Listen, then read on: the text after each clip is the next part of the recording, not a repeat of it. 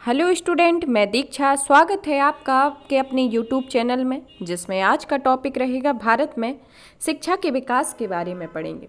स्वतंत्रता के पूर्व और स्वतंत्रता के पश्चात क्या शिक्षा में विकास हुआ, किस तरीके से यह प्रक्रिया चली, तकनीकी स्तर पर इसमें शिक्षा में क्या विकास हुआ, देश स्थानीय स्तर पर शिक्षा में क्या विकास हुआ, इन सब के बारे में एक विस्तृत परिचर्चा करते हैं।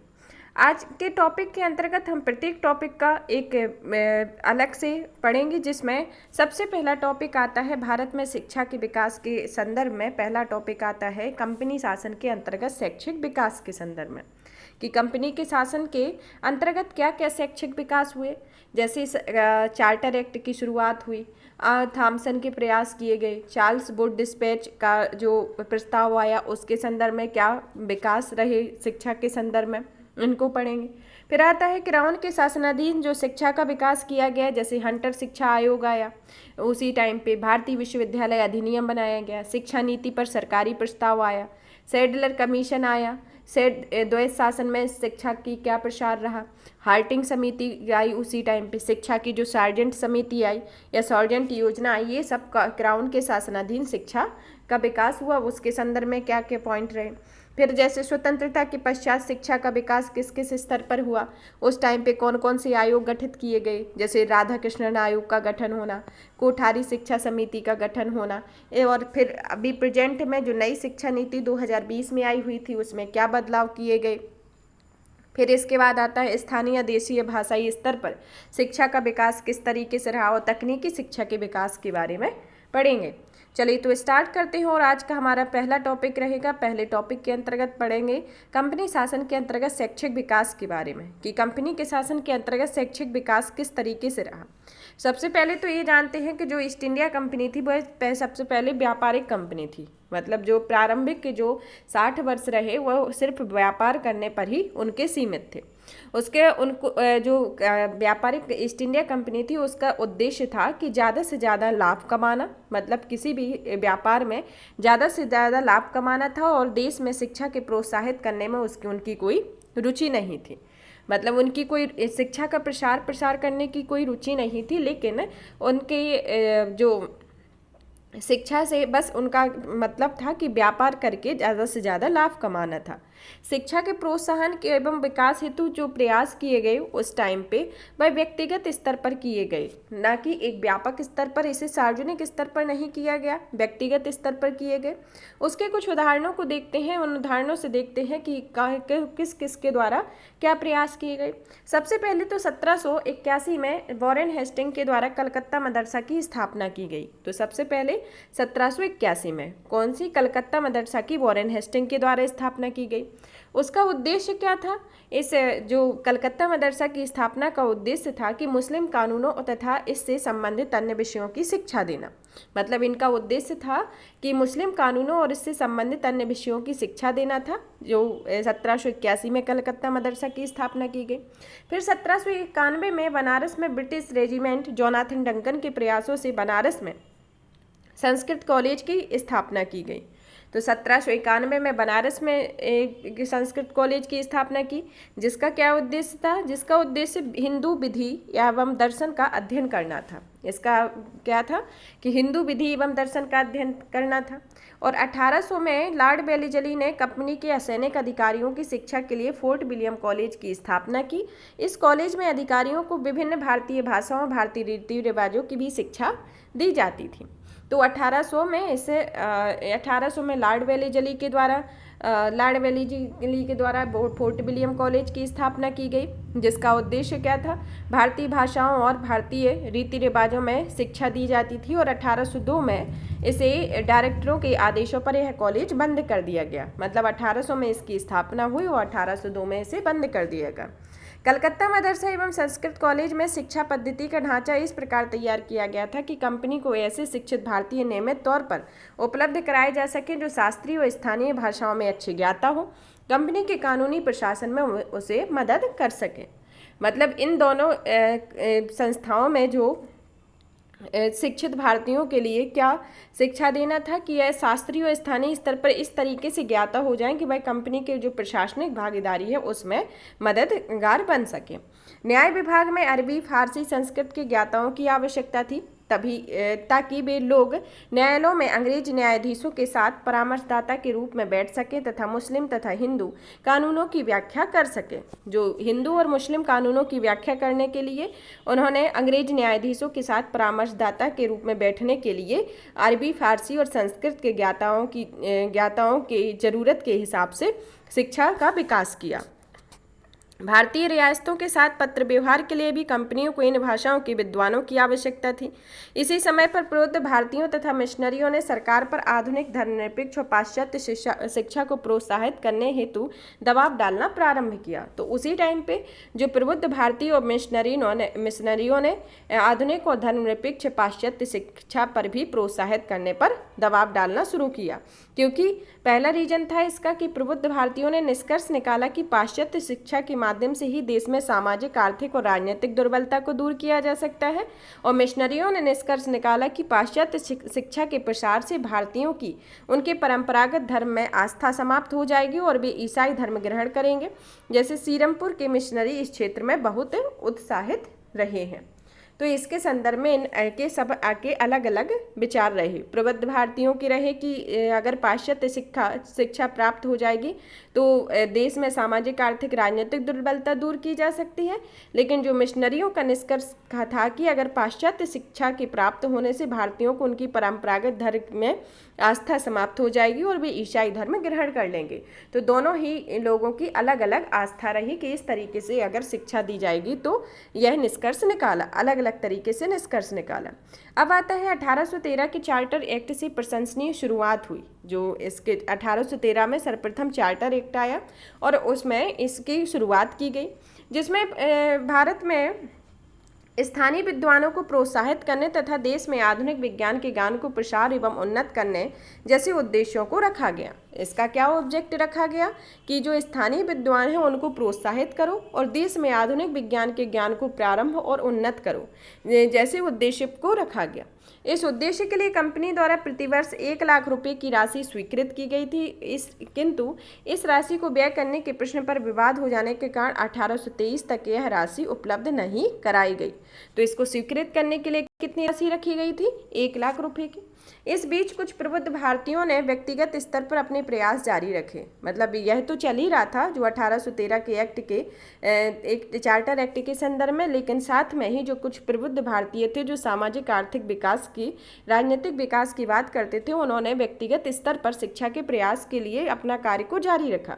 उसने शिक्षा के विकास एवं शिक्षा संस्थानों की स्थापना के लिए भारी अनुदान दिया। इनमें से राजा राम मोहन राय का नाम अग्रणी के तौर पर आता है। उन्होंने 1817 में कलकत्ता हिंदू कॉलेज की स्थापना के लिए भारी अनुदान दिया।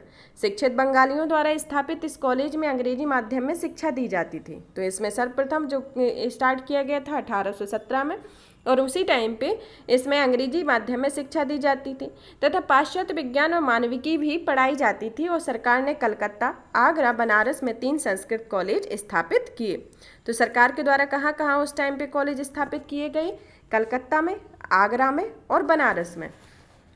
और इसके अतिरिक्त यूरोपीय वैज्ञानिक पुस्तकों का पाश्चात्य भाषाओं में अनुवाद करने के लिए भी अनुदान दिया गया था। तो ये सब व्यक्तिगत स्तर पर कार्य किए जा रहे थे, और जो सार्वजनिक स्तर पर कार्य किए जा रहे थे वह चार्टर एक्ट 1813 के तहत किया जा रहा था। अब उस टाइम पे जब यह सब स्टार्ट हुआ तो आंग्ल पाश्चात्य विवाद स्टार्ट हो गया। जब यह विवाद स्टार्ट हो गया तो उस टाइम पे 2 दल बन गए। लोक शिक्षा के संदर्भ में 2 दल बने। एक दल बना शिक्षा समर्थक के लिए और दूसरा बना एक बना पाश्चात्य शिक्षा समर्थक के लिए और एक बना आंग्ल शिक्षा समर्थक के लिए।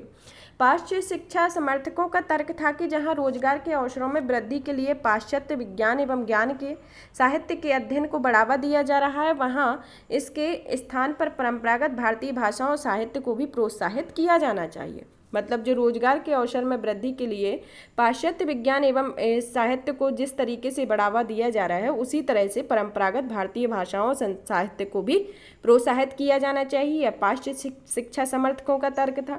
वहीं दूसरी ओर आंग्ल शिक्षा समर्थकों ने तर्क दिया कि शिक्षा के माध्यम को लेकर विवाद हो गया तथा वो 2 धड़ों में विभक्त हो गया। एक धड़ा शिक्षा का माध्यम अंग्रेजी भाषा को बनाए जाने पर जोर दे रहा था, तो दूसरा धड़ा शिक्षा का माध्यम भारतीय भाषाओं को बनाए जाने के पक्ष में था। तो दो तरीके की विचारधाराएं उत्पन्न हुई। अब फिर आता है कि लॉर्ड मैकाले के स्मरण पत्र 1835 में आया, उसके संदर्भ में क्या शिक्षा में विकास किए गए। इसमें सबसे पहले गवर्नर जनरल की कार्यकारिणी परिषद में लॉर्ड मैकाले ने आंग्ल दल का समर्थन किया। तो लॉर्ड मैकाले के द्वारा किसका समर्थन किया गया? आंग्ल दल का। और 2 फरवरी 1835 को अपने महत्वपूर्ण स्मरण पत्र में उसने लिखा कि सरकार के सीमित संसाधनों के मद्देनजर पाश्चात्य विज्ञान एवं साहित्य की शिक्षा के लिए माध्यम के रूप में अंग्रेजी भाषा ही सर्वोत्तम है। अंग्रेजी भाषा को ही सर्वोत्तम माना कि सरकार के सीमित संसाधनों को मद्देनजर रखते हुए। फिर इसके बाद मैकाले ने कहा कि भारतीय साहित्य का स्तर यूरोपीय साहित्य की तुलना में अत्यंत निम्न है और इसने भारतीय शिक्षा पद्धति एवं साहित्य की आलोचना करते हुए अंग्रेजी भाषा का पूर्ण समर्थन दिया। तो अंग्रेजी भाषा को पूर्ण समर्थन दिया और इसका आलोचनात्मक परीक्षण किया और कहा कि भारतीय शिक्षा पद्धति अंग्रेजी शिक्षा पद्धति की तुलना में निम्न है। मैकाले के इन सुझावों के पश्चात सरकार ने शीघ्र ही स्कूलों एवं कॉलेजों में शिक्षा का माध्यम अंग्रेजी बना दिया और बड़े पैमाने पर अंग्रेजी माध्यम से शिक्षा देने वाले स्कूलों एवं कॉलेजों की स्थापना की गई। इस प्रकार सरकार जनसाधारण की शिक्षा को उपेक्षित करने लगी। सरकार की योजना समाज के उच्च एवं मध्यम वर्ग के एक तबके को शिक्षित कर एक ऐसी श्रेणी बनाने की थी जो रक्त एवं रंग से तो भारतीय हों परंतु अपने नैतिक विचार, नैतिक मानदंड, प्रज्ञा, प्रवृत्ति से अंग्रेज हों। यह श्रेणी ऐसी हो कि यह सरकार एवं जनसाधारण के बीच दुभाषीय की भूमिका निभा सके। इस प्रकार पाश्चात्य विज्ञान तथा साहित्य का ज्ञान जनसाधारण तक पहुंचाएगा। इस सिद्धांत को अधोगामी या विप्रेषण सिद्धांत कहा नाम से जाना गया। तो इस संदर्भ में मैकाले के द्वारा जो सुझाव दिया गया कि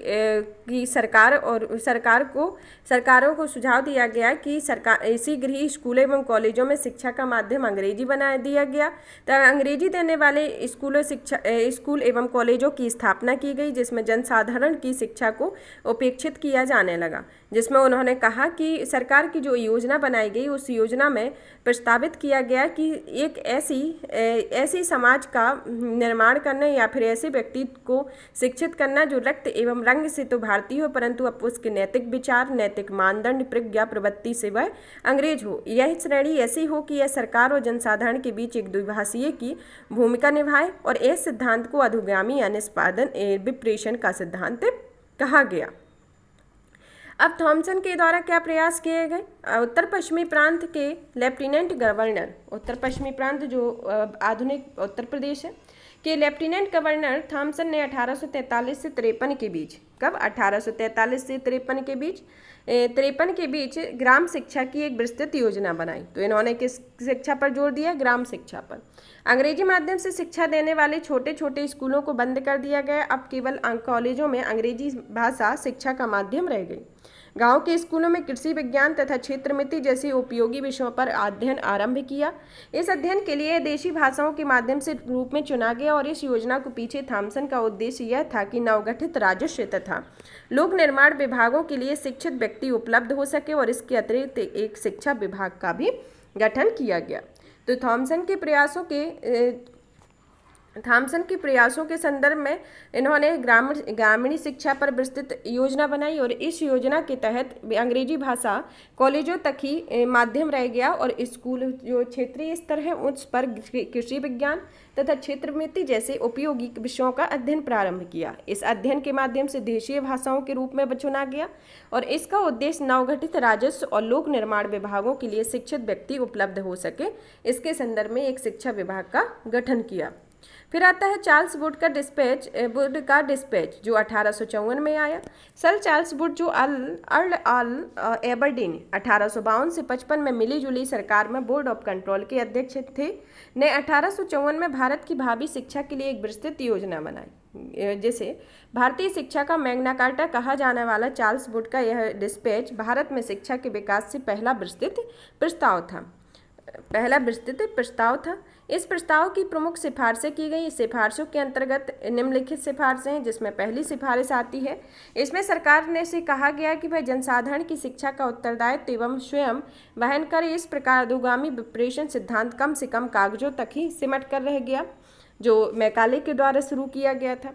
फिर इसमें सुझाव दिया गया कि देशीय भाषाओं को प्राथमिक पाठशालाएं स्थापित की जाएं और उनमें जिला स्तर पर आंग्ल देशी भाषाई हाई स्कूल लंदन विश्वविद्यालय की तर्ज पर तीनों प्रेसिडेंसी शहरों जैसे बम्बई, कलकत्ता, मद्रास में विश्वविद्यालय स्थापित किए जाएं।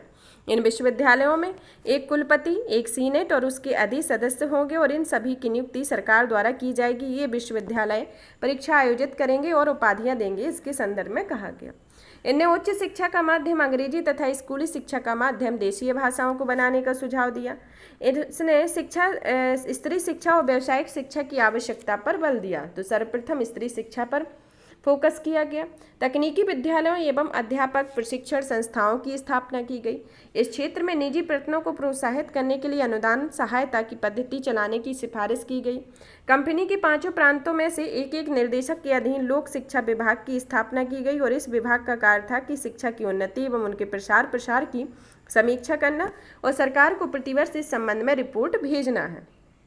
उनका अगला प्रयास था कि इसमें सरकारी शिक्षण संस्थाओं में दी जाने वाली शिक्षा धर्मनिरपेक्ष हो। इन्होंने इस बात की भी घोषणा की कि सरकार की शिक्षा नीति का उद्देश्य पाश्चात्य शिक्षा का प्रसार है। जैसे 1857 में कलकत्ता, बम्बई एवं मद्रास में विश्वविद्यालय खोले गए और सभी प्रांतों में शिक्षा विभाग का गठन कर दिया गया। इसी के साथ ही 1840 से 1858 के मध्य स्त्री शिक्षा के क्षेत्र में किए गए प्रयासों को सार्थक परिणति तब मिली जब J.E.D. बैथुन द्वारा 1849 में कलकत्ता में बैथुन स्कूल की स्थापना की गई। बैथुन शिक्षा परिषद के अध्यक्ष थे तथा मुख्यतः बैथुन के प्रयत्नों द्वारा ही कुछ महिला पाठशालाओं की स्थापना की गई। इसमें सरकार के अनुदान और निरीक्षण पद्धति को इसके अधीन लाया गया। और इसी काल में पूसा बिहार में कृषि संस्थान और रुड़की में अभियांत्रिकी संस्थान की स्थापना की गई। इन्हीं के प्रयासों से इसी टाइम पे कौन कौन सी संस्थान की स्थापना की गई? पूसा बिहार में कृषि संस्थान की और उसके बाद रुड़की में अभियांत्रिकी संस्थान की स्थापना की गई। फिर इसके बाद आता है कि चार्ल्स वुड की गई। अब आता है क्राउन के शासनाधीन शिक्षा के विकास के बारे में पढ़ते हैं। अभी तक हमने कंपनी शासन के अंतर्गत शैक्षिक विकास को पढ़ा, जो चार्ल्स एक्ट 1813 से शुरुआत उसकी होती है। आंग्ल पाश विवाद के बारे में पढ़ा, थॉमसन के प्रयासों के बारे में और चार्ल्स वुड का डिस्पैच 1854 में जो आया उसके संदर्भ में पढ़ा। अब पढ़ते हैं क्राउन के शासनाधीन शिक्षा के विकास के बारे में।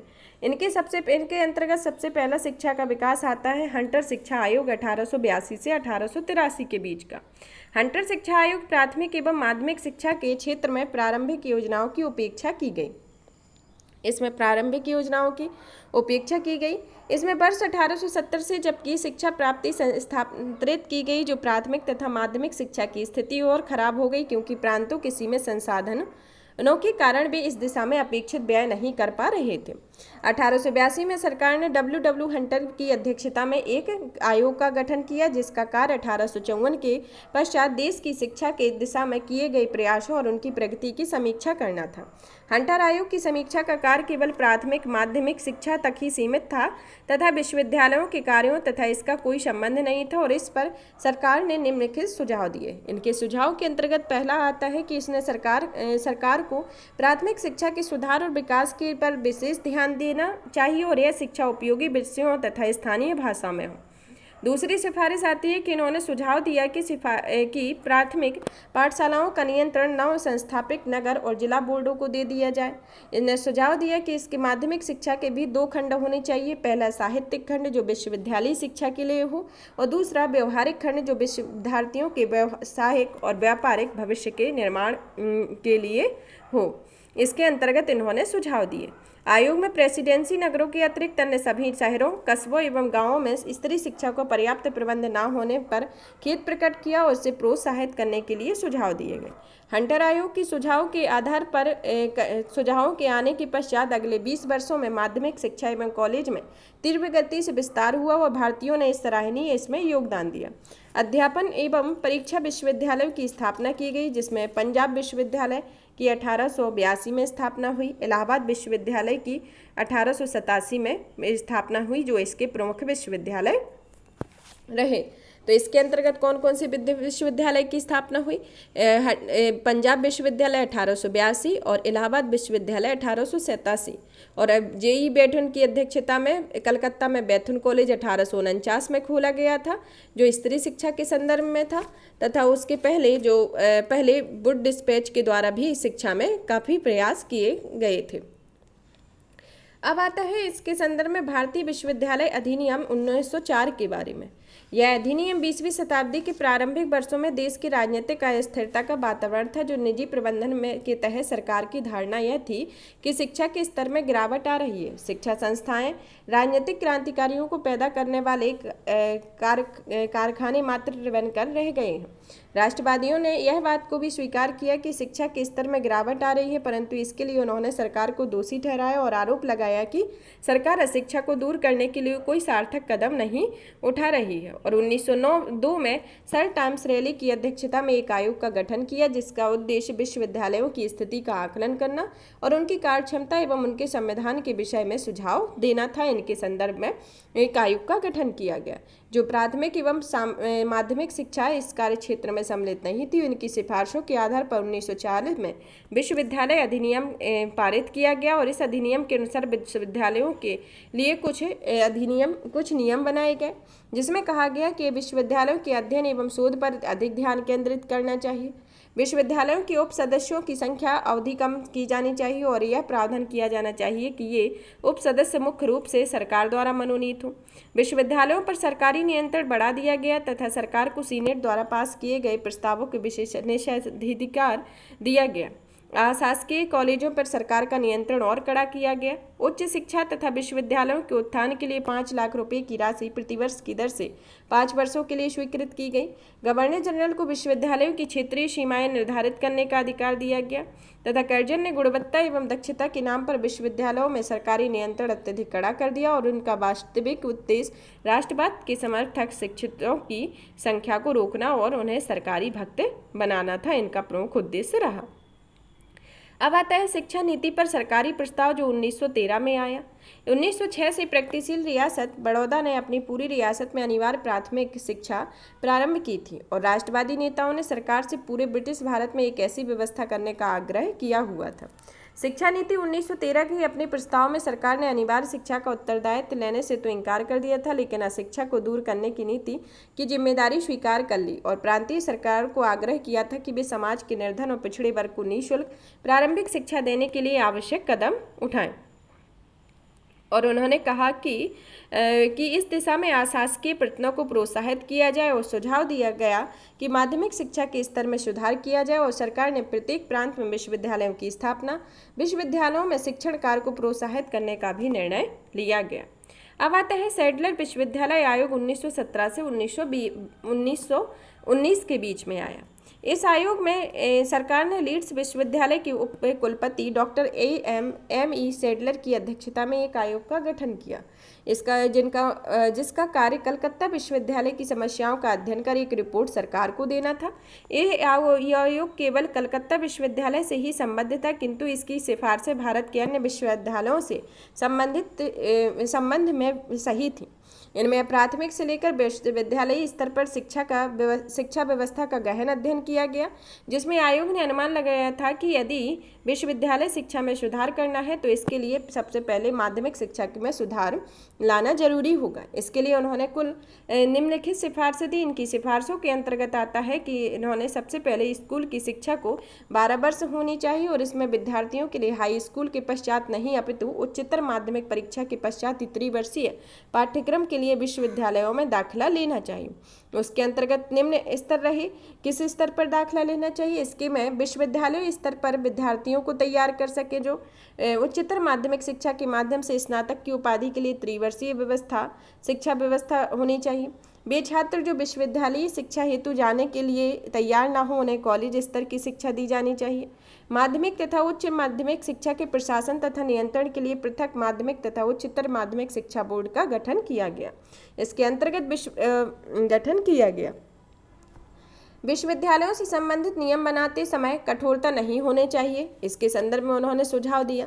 फिर विश्वविद्यालयों को पुराने और संबद्ध विश्वविद्यालयों जिसमें कॉलेज दूर दूर बिखरे होते हैं के स्थान पर एकाकी केंद्रित आवासीय अध्ययन तथा स्वायत्तपूर्ण संस्थानों के रूप में विकसित किया जाना चाहिए, यह भी सुझाव दिया। महिला शिक्षा, अनुपयुक्त विज्ञान एवं तकनीकी तथा अध्यापन के प्रशिक्षण को अधिक प्रोत्साहित किया जाना चाहिए। 1916 से 1921 के मध्य 7 नए विश्वविद्यालय मैसूर, अलीगढ़, ढाका, पटना, बनारस, उस्मानिया तथा लखनऊ में अस्तित्व में आई तथा 1920 में सैडलर आयोग की रिपोर्ट को सभी प्रांतीय सरकारों से लागू करने का आग्रह किया गया। अब द्वैत शासन के समय, जब भारत में द्वैत शासन था, उस टाइम के पर क्या शिक्षा में विकास हुआ? उस टाइम मांटेग्यू चेम्सफोर्ड सुधारों के अंतर्गत शिक्षा विभाग प्रांतीय सरकारों को हस्तांतरित कर दिया था और सरकार ने शिक्षा संबंधी मामले को सीधी तौर पर रुचि लेनी बंद कर दी थी और सरकार द्वारा शिक्षा विभाग को 1902 में दी जा रही सहायता उदारतापूर्ण जारी रही और वित्तीय कठिनाइयों के कारण प्रांतीय सरकारें शिक्षा संबंधी कोई महत्वपूर्ण योजना नहीं बना सकी, किंतु लोकोपकारी पुरुषों द्वारा शिक्षा संबंधी महत्वपूर्ण प्रयास जारी रखे गए। अब आते हैं हार्टिंग समिति जो 1929 में आई, उसके संदर्भ में। शिक्षण संस्थाओं की संख्या में अंधाधुंध वृद्धि के कारण शिक्षा के स्तर में गिरावट आने लगी। शिक्षा में हुए विकास के संदर्भ में रिपोर्ट देने के लिए वर्ष 1929 में सर फिलिप हार्टिंग की अध्यक्षता में एक समिति का गठन किया गया। तो यहाँ तक आते आते शिक्षा का स्तर गिरने लगा तथा इसमें शिक्षण संस्थाओं की संख्या में बढ़ोतरी होने लगी। इस समय पर जो समिति गठित की गई वह हार्टिंग की अध्यक्षता में समिति गठित की गई। इस समिति की प्रमुख सिफारिशें रही जो निम्नलिखित है। इस समिति में कहा गया कि प्राथमिक शिक्षा की महत्ता पर बल दिया गया, लेकिन अनिवार्यता व शीघ्र प्रसार को अनुचित बताया। केवल सीमित समर्पित विद्यार्थी को ही उच्चतर माध्यमिक उच्च शिक्षा के विद्यालयों में प्रवेश लेना चाहिए, जबकि सामान्य स्तर के विद्यार्थियों को 8वीं कक्षा के पश्चात व्यावसायिक पाठ्यक्रमों में दाखिला लेना चाहिए। और इस समिति ने यह भी सुझाया कि विश्वविद्यालयी शिक्षा में सुधार के लिए विश्वविद्यालयों में प्रवेश संबंधी नियम अत्यंत कड़े होने चाहिए। इस समिति में यह सिफारिशें की गई। फिर आती है शिक्षा की सार्जेंट योजना। सार्जेंट योजना को 1944 में लाया गया। यह केंद्रीय मंत्रिमंडल की शिक्षा मंत्रणा मंडल ने शिक्षा की राष्ट्रीय योजना तैयार की, जिसे सार्जेंट योजना के नाम से जाना जाता है। सर जॉन सार्जेंट भारत सरकार के शिक्षा सलाहकार थे और इस योजना के अनुसार 3 से 6 वर्ष की आयु के समूह के बच्चों के लिए पूर्व प्राथमिक या प्रारंभिक शिक्षा की व्यवस्था की जाए। 6 से 11 वर्ष के आयु समूह के बच्चों के लिए निःशुल्क, व्यापक और अनिवार्य शिक्षा बनाई गई। अनिवार्य प्रारंभिक शिक्षा की व्यवस्था की गई और 11 से 17 वर्ष के आयु समूह के चुनिंदा बच्चों के लिए उच्च शिक्षा की व्यवस्था तथा उच्चतर माध्यमिक शिक्षा के पश्चात त्रिस्तरीय स्थानक परीक्षा की व्यवस्था होनी चाहिए। उच्चतर माध्यमिक शिक्षा को 2 भागों में विभाजित किया, विद्या विषयक शिक्षा और तकनीकी एवं व्यावसायिक शिक्षा के संदर्भ में इसको विभाजित किया। जो सार्जेंट योजना आई, सार्जेंट योजना ने 3 से 6 वर्ष के आयु समूह के बच्चों को, जिसे प्री प्राइमरी कहा गया, फिर 6 से 11 वर्ष के बच्चों के बीच का अलग समूह विस्थापित किया और 11 से 17 फिर उसके बाद त्रिवर्षीय स्नातक शिक्षा की व्यवस्था के संबंध में प्रावधान दिए, जिसमें 2 भाग किए कि एक विद्या विषयक शिक्षा के संदर्भ में, एक तकनीकी तथा व्यावसायिक शिक्षा के संदर्भ में। तथा इनका दूसरा सुझाव था कि तकनीकी, वाणिज्यिक एवं कला विषयक शिक्षा की व्यवस्था होनी चाहिए। उच्चतर माध्यमिक पाठ्यक्रमों को समाप्त कर दिया जाना चाहिए। 20 वर्षों में वयस्कों को साक्षर बना दिया जाए। शिक्षकों के प्रशिक्षण, शारीरिक शिक्षा, मानसिक एवं शारीरिक तौर पर विकलांगों पर शिक्षा पर बल दिया गया। और इस योजना ने 40 वर्षों में देश में शिक्षा के पुनर्निर्माण एवं कार्य को पूरा किया तथा इंग्लैंड के समान शिक्षा के स्तर में प्राप्त करना तथा यद्यपि एक सशक्त एवं प्रभावशाली योजना थी, किंतु इन उपायों को क्रियान्वयन के लिए कोई कार्य योजना प्रस्तुत नहीं की गई थी। और इसके साथ ही इंग्लैंड जैसे शिक्षा के स्तर को प्राप्त करना भी भारतीय परिस्थितियों के अनुकूल नहीं था। इसके संदर्भ में यह सुझाव दिए गए। अब आता है मूलभूत शिक्षा की वर्धवा योजना जो 1937 में स्टार्ट हुई। इस शिक्षा के बारे में अक्टूबर 1937 में कांग्रेस ने शिक्षा पर एक राष्ट्रीय सम्मेलन वर्धा में आयोजित किया। इस सम्मेलन में पारित किए गए प्रस्तावों के अंतर्गत मूलभूत शिक्षा पर राष्ट्रीय नीति बनाने के लिए जाकिर हुसैन की अध्यक्षता में एक समिति का गठन किया गया। इस समिति के गठन का मुख्य उद्देश्य गतिविधियों के माध्यम से शिक्षा प्राप्त करना था। जिसको अवधारणा गांधी जी द्वारा हरिजन नामक साप्ताहिक पत्रिका के माध्यम से दी गई, जिसमें एक श्रृंखला पर आधारित थी, जो गांधी जी का मानना था कि पाश्चात्य शिक्षा ने मुट्ठी भर शिक्षित भारतीयों एवं जनसाधारण के माध्यम से एक खाई पैदा कर दी थी, जो शिक्षित भारतीयों की विद्वता अप्रभावित हो गई, और इस योजना को मूलभूत शिक्षा की वर्धा योजना के नाम से जाना गया। इस योजना के संदर्भ में कुछ प्रावधान किए गए। उसके अंतर्गत पहला प्रावधान आता है कि पाठ्यक्रम में आधार दस्तकारी को सम्मिलित किया जाए। दूसरा था कि राष्ट्रीय शिक्षा व्यवस्था में प्रथम 7 वर्ष निःशुल्क और अनिवार्य होने चाहिए तथा शिक्षा मातृभाषा में देनी चाहिए। कक्षा 2 से 7 वर्ष के लिए शिक्षा का माध्यम हिंदी होनी चाहिए तथा अंग्रेजी भाषा में शिक्षा कक्षा 8 के पश्चात ही दी जाए। तथा इसमें नेक्स्ट जो सुझाव दिया गया कि शिक्षा हस्त उत्पादित कार्यों पर आधारित होनी चाहिए तथा अर्थात मूल शिक्षा की योजना कार्यान्वयन उपयुक्त तकनीक द्वारा शिक्षा के देने के सिद्धांत पर आधारित होनी चाहिए तथा छात्रों को कुछ चुनिंदा दस्तकारी तकनीकों के माध्यम से शिक्षित किया जाना चाहिए। यह शिक्षा की वर्धा योजना इसके संदर्भ में रही। अब आता है स्वतंत्रता के पश्चात कौन कौन से आयोग गठित किए, शिक्षा के संदर्भ में क्या प्रयास किए गए। इसके अंतर्गत पहला आयोग आता है राधा कृष्णन आयोग, जिसको 1948 से 1949 के तहत गठित किया गया था। इस आयोग का गठन देश में विश्वविद्यालय शिक्षा के संबंध में रिपोर्ट देने हेतु कहा गया था, जिसमें शिक्षा के क्षेत्र में आयोग की रिपोर्ट अत्यंत महत्वपूर्ण है। इस आयोग की निम्नलिखित सिफारिशें थीं। इन सिफारिशों के अंतर्गत पहली सिफारिश आती है कि इसमें विश्वविद्यालय पूर्व 12 वर्षों का अध्ययन होना चाहिए, मतलब जब व्यक्ति विश्वविद्यालय में आए तो उसे 12 वर्षों का अध्ययन होना चाहिए। उच्च शिक्षा के 3 मुख्य उद्देश्य होने चाहिए, जैसे सामान्य शिक्षा, सरकारी शिक्षा और व्यावसायिक शिक्षा। प्रशासनिक सेवाओं के लिए विश्वविद्यालय की स्नातक उपाधि आवश्यक नहीं होनी चाहिए। शांति निकेतन एवं जामिया मिलिया की तर्ज पर ग्रामीण विश्वविद्यालयों की भी स्थापना की जानी चाहिए। यह राधा कृष्णन आयोग की समिति की सिफारिशों में किया गया। इसमें महाविद्यालयों में छात्रों की संख्या बहुत अधिक नहीं होनी चाहिए और एक महाविद्यालय में 1000 से ज़्यादा छात्रों को प्रवेश न दिया जाए। विश्वविद्यालयों के द्वारा आयोजित की जाने वाली परीक्षा के स्तर में सुधार लाया जाए तथा विश्वविद्यालय शिक्षा को समवर्ती सूची में सम्मिलित किया जाए। देश में विश्वविद्यालय शिक्षा की देखरेख के लिए एक विश्वविद्यालय अनुदान आयोग का गठन किया गया तथा उच्च शिक्षा से अंग्रेजी माध्यम में जल्दबाजी से न हटाया जाए। विश्वविद्यालयों में कम से कम 180 दिनों का अध्ययन अनिवार्य कर दिया गया तथा यह हर 11 सप्ताह के लिए 3 सत्र विभाजित किए गए। और जहां राज्यों की भाषा एवं मातृभाषा भाषा का माध्यम समान ना हो, वहां संघीय भाषा अर्थात राज्य की भाषा में शिक्षा देने की प्राथमिकता दी जाए। और इन्हीं की सिफारिशों के आधार पर 1953 में विश्वविद्यालय अनुदान आयोग का गठन किया गया और 1956 में इसकी संसद द्वारा कानून बनाकर इसे स्वायत्तशासी निकाय का दर्जा दे दिया गया। तो अनुदान आयोग का गठन किनके आयोग के पश्चात हुआ? यह राधा कृष्णन आयोग के बाद इन्हीं की सिफारिशों के आधार पर ही 1953 में यूजीसी या विश्वविद्यालय अनुदान आयोग के गठन किया गया और 1956 में इसे एक स्वायत्तशासी निकाय घोषित किया गया। अब आता है कोठारी शिक्षा आयोग, जो 1964 से 66 के बीच आए। कोठारी शिक्षा आयोग जुलाई 1964 में डॉक्टर DS कोठारी की अध्यक्षता में एक उच्च स्तरीय आयोग का गठन किया गया। तो इसको किसकी अध्यक्षता में? DS कोठारी की अध्यक्षता में। इसका कार्य शिक्षा के सभी पक्षों में चरणों के माध्यम से विषयों में साधारण सिद्धांत, नीतियों तथा राष्ट्रीय नमूनों की रूपरेखा तैयार कर उनसे सरकार को अवगत कराना था। आयोग को अमेरिका, रूस, इंग्लैंड, यूनेस्को के शिक्षा शास्त्रियों एवं वैज्ञानिकों की सेवाएं भी उपलब्ध कराई गई थी। आयोग ने वर्तमान शिक्षा पद्धति की कठोरता की आलोचना की, लेकिन शिक्षा नीति को इस प्रकार से लचीला बनाए जाने की आवश्यकता पर बल दिया जो बदलती हुई परिस्थितियों के अनुकूल हो। और आयोग की सिफारिशों के आधार पर 1968 में शिक्षा नीति पर घोषणा की गई, जिसमें निम्नलिखित तथ्यों पर बल दिया गया, जिसके अंतर्गत कहा गया कि 14 वर्ष की आयु तक के निःशुल्क और अनिवार्य शिक्षा दी जानी चाहिए। शिक्षा का 3 भाषाई फॉर्मूला, जो मातृभाषा हिंदी एवं अंग्रेजी तथा क्षेत्रीय भाषाओं का विकास किया गया। राष्ट्रीय आय का 6% हिस्सा शिक्षा पर व्यय हो।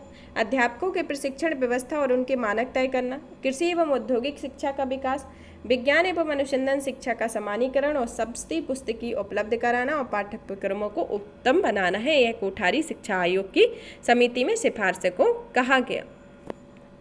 फिर शिक्षा के विकास हेतु कुछ नवीन प्रयास किए गए, जैसे 1976 में शिक्षा को समवर्ती सूची में सम्मिलित किया गया। 1986 में नई शिक्षा नीति की घोषणा की गई और 2002 में 6 से 14 वर्ष की आयु के बच्चों को निःशुल्क अनिवार्य शिक्षा को मौलिक अधिकार बनाया गया और 2010 में अनिवार्य निःशुल्क एवं अनिवार्य बाल शिक्षा अधिकार अधिनियम लागू किया गया और अब 6 से 14 आयु के बच्चों को निःशुल्क अनिवार्य शिक्षा प्रदान करना केंद्र एवं राज्य सरकार की कानूनी रूप से प्रवर्तनीय कार्य रहा है। अब आए नई शिक्षा नीति 2020 में फिर से नई शिक्षा नीति लाई गई, जो 1986 की नवीन शिक्षा नीति के बाद की यह नीति रही। इस नीति को 2020 में जारी किया गया, जो 30 जुलाई 2020 को घोषित किया गया था। यह नीति 1986 में जारी हुई नई शिक्षा नीति के बाद शिक्षा नीति में यह नया परिवर्तन कदम है। जो 1986 की शिक्षा नीति आई उसके बाद का यह परिवर्तन का नियम है। इस नीति को अध्यक्षता अंतरिक्ष वैज्ञानिक के कस्तूरी रंगन की अध्यक्षता वाली समिति की रिपोर्ट पर की गई और यह नीति अभी प्रेजेंट में बिहार में लागू नहीं है और सब जगह यह लागू है। इस नीति की प्रमुख विशेषताओं के संदर्भ में या प्रमुख बातों के बारे में देखते हैं कि यह नीति नई राष्ट्रीय शिक्षा नीति 2020 के तहत 2030 तक सकल नामांकन अनुपात 100% लाने का लक्ष्य रखा गया है। नई शिक्षा नीति के अंतर्गत शिक्षा क्षेत्र में सकल घरेलू उत्पाद के 6% हिस्से में सार्वजनिक व्यय का लक्ष्य रखा गया। मानव संसाधन प्रबंधन मंत्रालय का नाम परिवर्तित करके शिक्षा मंत्रालय रखा गया है। 5वीं कक्षा तक की शिक्षा में मातृभाषा या स्थानीय भाषा या क्षेत्रीय भाषा को शिक्षा के माध्यम के रूप में अपनाने पर बल दिया गया तथा साथ ही मातृभाषा को कक्षा 8 और आगे की शिक्षा के लिए प्राथमिकता देने का सुझाव दिया गया। देश भर में उच्च शिक्षा संस्थानों के लिए भारतीय उच्च शिक्षा परिषद नामक एक एकल नियामक की परिकल्पना की गई और शिक्षा नीति में यह परिवर्तन बहुत पहले लिया गया था, लेकिन अब की बार 2020 में इसे जारी किया गया। तो इस परिवर्तन का पहले विचार आया था, लेकिन इसको 2020 में ही लागू किया गया। नई शिक्षा नीति एक 10+2 फॉर्मेट के स्थान पर जो पहले शिक्षा नीति में 10+2 का फॉर्मेट है उसे 5+3+3+3+4 फॉर्मेट पर आधारित है। इस फॉर्मेट के तहत पहले 5 साल में प्री प्राइमरी स्कूल के 3 साल और कक्षा 1 और कक्षा 2 सहित फाउंडेशन स्टेज शामिल होगी। फिर पहले जहां सरकारी स्कूल 1 से शुरू होती थी, वहीं अब 3 साल के प्री प्राइमरी के बाद 1 साल शुरू होगी और इसके बाद 3 से 5 के 3 साल शामिल रहेंगे, जो दूसरा 3 साल है। फिर इसके बाद जो 3 साल आता है वह मिडिल स्टेज का यानी 6 से 8 तक का साल होगा। चौथा स्टेज जो 9 से 12वीं तक का है, जो 4 साल का होगा, वह पहले जहां 11वीं कक्षा से विषय चुनने की आज़ादी थी, अब 9वीं कक्षा से विषय चुनने की आज़ादी रहेगी, जो 5+3+3+4 के फॉर्मूले पर आधारित है। इसने किसको रिप्लेस किया है? 10+2 के फॉर्मेट को रिप्लेस करके 5+3+3+4 को किया गया। अब आते हैं देशीय भाषाई या स्थानीय शिक्षा का विकास किस स्तर पर हुआ। स्थानीय स्तर पर शिक्षा राज्यों का मामला है, मतलब 19वीं शताब्दी तक देशी भाषाई शिक्षा राज्यों का मामला है। मुख्यतः स्थानीय समृद्ध जमींदारों पर दया पर निर्भर था। 1835, 1836 और 1838 में बंगाल बिहार में देशीय भाषाई शिक्षा से संबंधित विलियम एडम्स की रिपोर्ट में इसकी अनेक खामियों पर प्रकाश डाला गया और 1843 से 1853 के बीच उत्तर पश्चिमी प्रांत जो आधुनिक उत्तर प्रदेश का है उसके तत्कालीन लेफ्टिनेंट गवर्नर जेम्स जोनाथन के अनुप्रयोग से इस प्रांत की प्रत्येक तहसील में एक सरकारी विश्वविद्यालय को आदर्श विद्यालय के रूप में विकसित किए जाने, देशी भाषाई विद्यालयों के लिए शिक्षकों का प्रशिक्षण देने के उद्देश्य से एक सामान्य विद्यालय की खोलने की योजना बनाई गई। 1853 में लॉर्ड डलहौजी ने अपने प्रसिद्ध स्मरण पत्र में देशी भाषाई शिक्षा की वकालत की। 1854 में डिस्पैच में देशीय भाषाई शिक्षा के संबंध में निम्न प्रावधान किए, जिसमें स्तर में सुधार करना, सरकारी संस्थानों द्वारा निरीक्षण करना और शिक्षकों को प्रशिक्षित करने के लिए एक सामान्य स्कूल की स्थापना करना, इसके संदर्भ में प्रावधान किए गए। 1854 से 1871 के संदर्भ में सरकार ने माध्यमिक देशीय भाषाई शिक्षा के लिए कुछ कदम उठाए और इस काल में देशी भाषाई स्कूलों की संख्या 5 गुना वृद्धि हुई। 1882 में हंटर आयोग ने सुझाव दिया कि सरकार को देशी भाषाई शिक्षा के उन्नयन एवं प्रसार के विशेष कदम उठाने चाहिए। जनसाधारण की शिक्षा को स्थानीय शिक्षा के माध्यम से प्रोत्साहित किया जाना चाहिए। 1904 में स्थानीय शिक्षा के विकास और इसके लिए अधिक धन दिए जाने पर आवश्यकता पर बल दिया। 1929 में हार्टिंग समिति ने प्राथमिक शिक्षा की अधिकारमय तस्वीर प्रस्तुत की और 1937 में कांग्रेस मंत्रिमंडल ने देशीय भाषाई विद्यालयों को प्रोत्साहन एवं समर्थन प्रदान किया। यह देसी भाषा के संदर्भ में जो सुझाव दिए गए उसके संदर्भ में। फिर आता है तकनीकी शिक्षा का विकास। तकनीकी शिक्षा का विकास 1887 में सर्वप्रथम रुड़की में अभियांत्रिकी महाविद्यालय की स्थापना की गई। फिर 1856 में कलकत्ता में अभियांत्रिकी महाविद्यालय अस्तित्व में आया और 1858 में पूना में ओवरसियर्स स्कूल का दर्जा बनाकर उसे पूना इंजीनियर कॉलेज में बदल दिया गया और उसे बम्बई विश्वविद्यालय से संबद्ध कर दिया गया। गुइडी इंजीनियरिंग कॉलेज को मद्रास विश्वविद्यालय से संबद्ध कर दिया गया। 1835 में कलकत्ता में चिकित्सा महाविद्यालय की स्थापना की गई और चिकित्सा शिक्षा का प्रारंभ हुआ। लॉर्ड कर्जन के विभिन्न व्यावसायिक पाठ्यक्रमों जैसे अभियांत्रिकी, चिकित्सा, कृषि, पशु चिकित्सा इत्यादि के उन्नयन एवं प्रसार में महत्वपूर्ण योगदान दिया। उसके प्रयत्नों से पूसा में कृषि महाविद्यालय की स्थापना हुई और इस विद्यालय ने देश के अन्य भागों में स्थापित कृषि महाविद्यालयों के लिए संरक्षक की भूमिका निभाई। तो इसके संदर्भ में यह प्रमुख प्रावधान रहे जिसमें हमने आज के टॉपिक में कंपनी के शासन के अंतर्गत शैक्षिक विकास को देखा, जिसमें चार्टर एक्ट के बारे में पढ़ा, आंग्ल भाषा विवाद के बारे में पढ़ा तथा थॉमसन के प्रयासों के बारे में पढ़ा तथा चार्ल्स वुड डिस्पैच का जो शासन आया उसके संदर्भ में पढ़ा। फिर क्राउन के शासनाधीन हमने हंटर शिक्षा, भारतीय विश्वविद्यालय अधिनियम, शिक्षा नीति पर सरकारी प्रस्ताव, सैंडलर विश्वविद्यालय आयोग, द्वैत शासनाधीन शिक्षा, हार्टिंग समिति, शिक्षा कर सार्जेंट योजना के बारे में पढ़ा।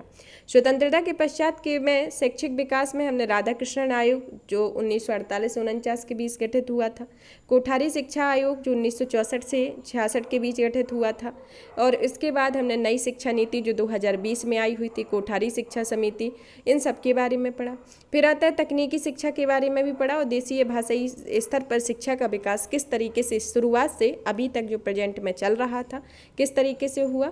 यहाँ पर यह टॉपिक फिनिश होता है। नेक्स्ट क्लास में नेक्स्ट टॉपिक के साथ मिलेंगे और भी इसी तरीके की वीडियो को देखने के लिए चैनल को लाइक करें, सब्सक्राइब करें, शेयर करें। धन्यवाद।